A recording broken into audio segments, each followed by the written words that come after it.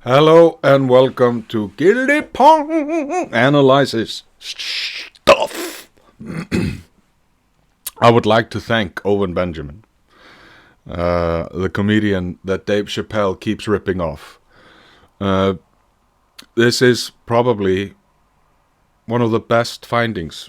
There have been recent revelations that a certain person that didn't kill himself had a good relationship with this man. And this is a man that is adored by the scientific believers. This is a man, and before he had the "What you have seen is that the black hole is..." Before we had that, and we had him using one finger to write a full book, there was a translator. Stephen, when did you first realize you wanted to be a physicist? I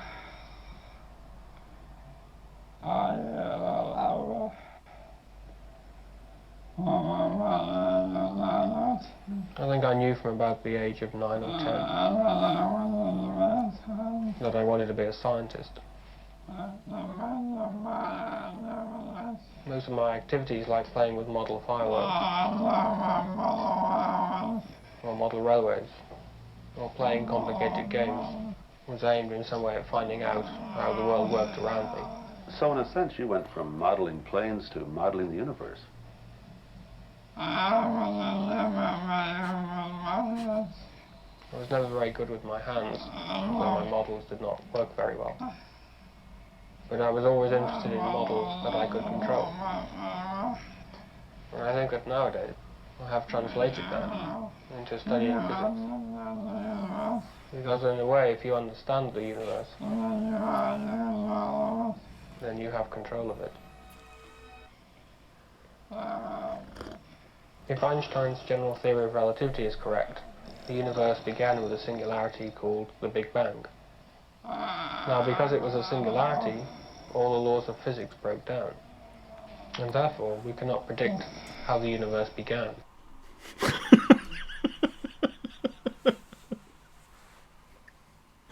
I'm not laughing at him. I'm laughing at the fact that he hasn't said anything, but the guy is just reading a script. The Big Bang. And this is the reason. And this poor guy, he can't move. He can't even say, no, that's wrong. You're not telling it wrong. He can't even say, like, no. He can't move. So he's put in this place, he's put in this position, and he becomes this figure of like a deity to the scientific priests, the false prophets of our time. Now let's listen to Reverend Stephen Hawking. Doesn't this sound like a good argument for the belief that God created the universe? A few years ago, I was at a conference on cosmology that was held in the Vatican.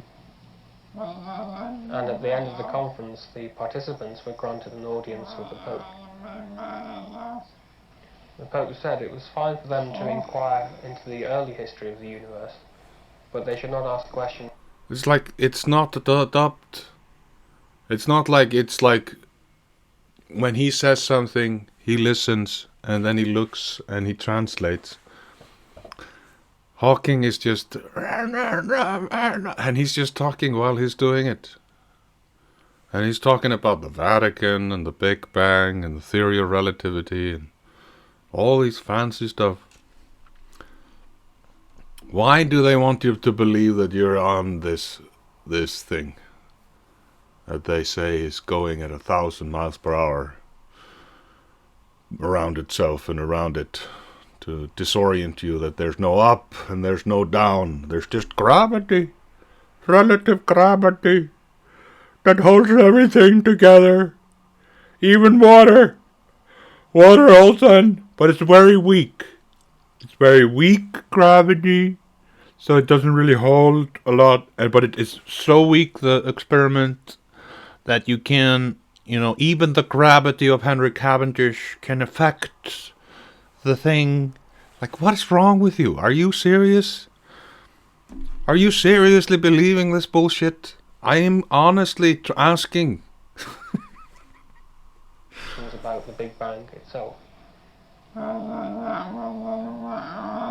Because that was the work of God.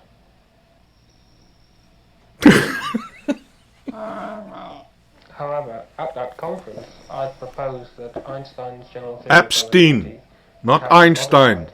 Epstein. That modification would mean that there was no singularity, and all the laws of physics would hold at the Big Bang.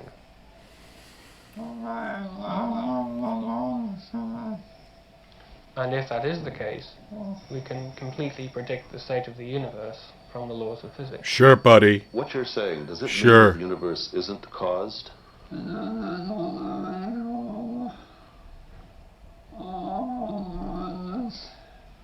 That's right. The universe does not have any beginning or end. It does not have any cause or consequences. It simply is. It simply is. Therefore, What you're proposing. look, I can't watch this. You know, check this out. This is wonderful. You can have a big laugh on your own. Thank you so much for watching, and it's time to shine. So let's glow and